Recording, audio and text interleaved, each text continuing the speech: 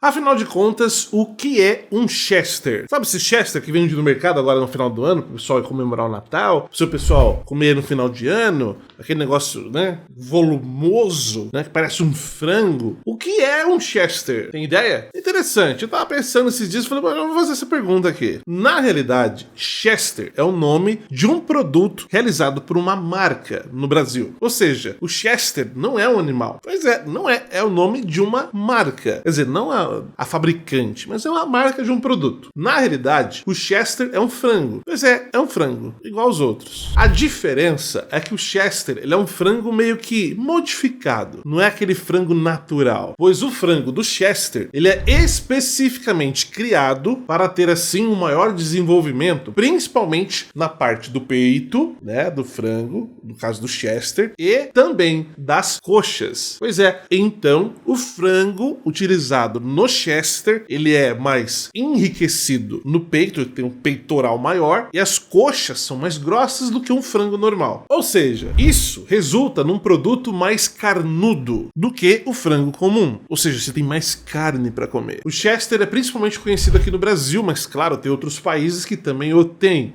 Essas aves podem chegar até pesar 5 quilos. Dependendo do tamanho do frango, é quase o dobro do frango. E eles conseguem viver muito mais tempo. Eles vivem aí cerca de 62 dias, ou seja, um pouco mais de 2 meses. Eles são criados com ração diferente, ou seja, uma ração especial, diferente do que os frangos comem. Essa ração que os Chesters comem, ela é rica em proteínas e vitaminas. Essa ração ajuda a desenvolver então a musculatura do animal, deixando o peitoral dele maior e as coxas dele mais grossas. Em outras palavras, Chester é um frango bombadão. Um frango de... podemos dizer até que é um frango de academia. É bombadão lá. Pois é, justamente por conta da forma como que ele é criado e alimentado. Agora entendemos o que é um Chester. Quem que descobriu a pipoca? Sabe a pipoca que nós gostamos de comer no cinema? Quem descobriu isso? Quem teve a oportunidade de entender que um milho estouraria com um calor, transformando ele numa pipoca? Ótima pergunta, enviado pelo Renato de Araguaína, Tocantins. Vamos então conhecer quem descobriu a pipoca. Os primeiros registros arqueológicos encontrados até hoje indicam que foi os peruanos que descobriram a pipoca. Na realidade, o povo indígena do Peru, tanto eles quanto os indígenas dos Estados Unidos, ou seja, da América e do México. Sabe de quanto tempo nós estamos falando de que eles descobriram a pipoca? Há mais de 4.000 anos atrás. Pois é, esse povo indígena descobriu a pipoca há mais de 4.000 anos atrás. Ou seja, uma média de quase 2.000 anos antes de Cristo.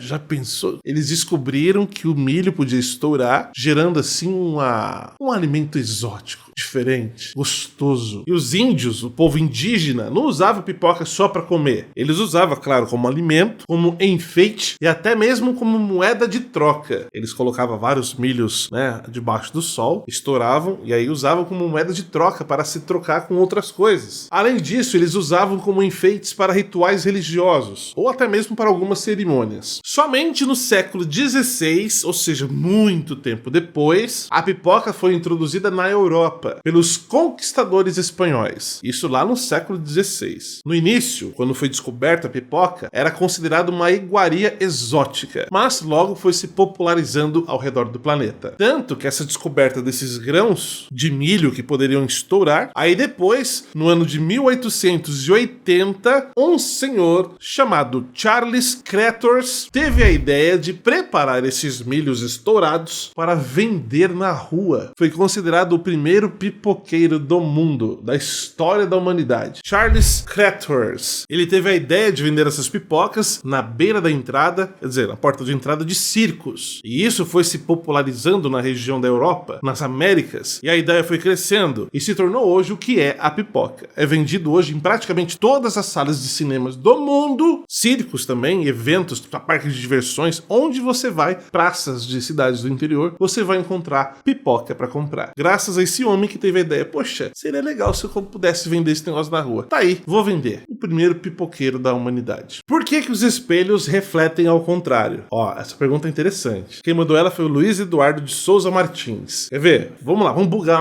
nossa cabeça agora. Fica aí pra você vai entender. Na verdade, o espelho não refletem as coisas ao contrário. Isso é um mito. Mito. Quando nós falamos de inverter no sentido da direita para a esquerda, na verdade não existe. O que acontece é uma inversão frontal, ou uma inversão de frente, onde a imagem refletida parece ter sido invertida ao longo de um eixo que vai de frente para trás. Isso é conhecido como inversão especular. Quando você olha no espelho, o que você vê, na verdade, é uma imagem onde a direita e a esquerda parecem ser trocadas. No entanto, essa troca não é feita pelo espelho. O espelho apenas reflete a luz que incide sobre ele, sem alterar a direção por qual a luz veio. A confusão acontece porque nós tendemos a interpretar a imagem refletida como se fosse outra pessoa nos olhando. Quando você levanta o braço direito, a pessoa refletida no espelho parece estar levantando o braço esquerdo, porque ela está contra você. Agora, se você olhar na perspectiva do espelho, a pessoa está de frente com você, na frente dela, ela está levantando o braço direito. Olha que coisa louca. Então a inversão que nós vemos é uma questão de percepção e de interpretação do nosso cérebro. Se você pudesse colocar a imagem do espelho do seu lado, ela também levantaria o mesmo braço que você, o mesmo lado que o seu braço. Se você levantasse, no caso, o braço direito, ela também levantaria o braço direito. Mas como ela foi invertida de eixo, a coisa parece estar diferente. É uma bugada que o cérebro dá, convencendo você que está ao contrário. Da hora, né? Por que o sol, quando bate meio-dia, ele é branco? E quando é de manhã cedo ou entardecer, ele tá mais para laranja ou vermelho? O que explica isso? Essa é uma boa pergunta enviada pelo Denner Araújo. Vamos entender. A verdade é que a cor do sol muda ao longo do dia devido à forma como a nossa atmosfera dispersa a luz solar. Quando a luz solar entra na nossa atmosfera, a atmosfera terrestre, ela é composta por várias cores. Cada uma dessas cores contém um comprimento de onda diferente da outra. Algumas ondas são maiores, outras ondas de cores são menores. A atmosfera dispersa essas ondas em diversas direções, tudo ao mesmo tempo. Ao meio-dia, o Sol está no ponto mais alto do nosso céu. Então, a luz solar no meio-dia passa por menos atmosfera, para poder assim chegar até nós. Então, nesse momento, a dispersão das ondas de luz são relativamente pequenas. Ou seja, então a maior parte da luz, incluindo todas as cores do espectro, chegam diretamente até nós. Lembrando que quando todas as cores estão juntas, ela transforma-se em branco. Então por isso o Sol, no meio-dia, ele é mais branco, porque nessa parte a atmosfera não dispersa tanto as cores. Vem tudo direto para nós. Então nós enxergamos o branco. Diferente de quando está de manhã cedo ou no entardecer. Nessas duas ocasiões, o Sol está mais distante, ou seja, ele está mais no horizonte. A luz tem que viajar por uma quantidade muito maior de atmosfera para poder assim chegar até nós. E nesse longo percurso, as cores de menor comprimento de onda, como por exemplo o azul e o verde, são dispersadas em várias direções diferentes. Elas são praticamente removidas da luz direta que chega até nós. Então, o que restam são principalmente as cores de maior comprimento de onda, que no caso são as amarelas, laranjas e vermelhas. O que acaba fazendo então com que o Sol fique mais alaranjado ou avermelhado. Partículas de poluição e partículas da nossa atmosfera também intensificam este vermelhidão ou este laranjão.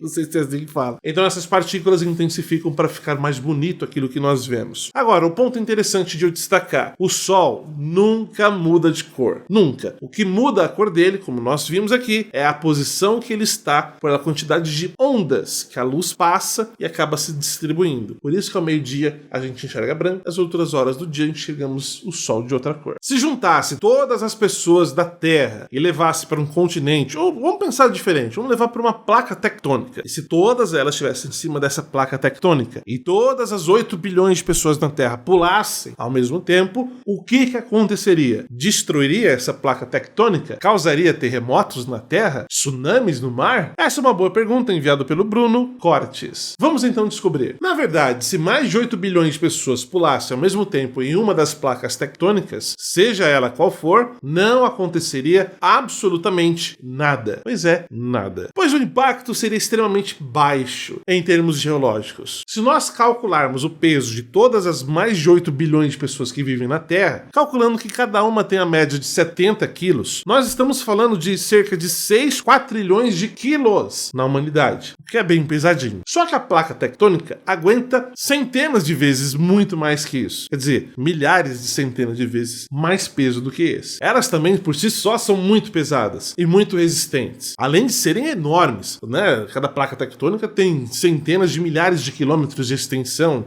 de raio, de área. Nossa, é grande. Então a força exercida por conta de um salto humano, seja ele de toda a humanidade junto, não causaria nem cócegas para a placa tectônica. Seria como uma formiga pulando em cima de uma balança. Não muda nada. Ou seja, não quero te trazer uma má notícia, mas esse pulo da humanidade não teria efeito nenhum.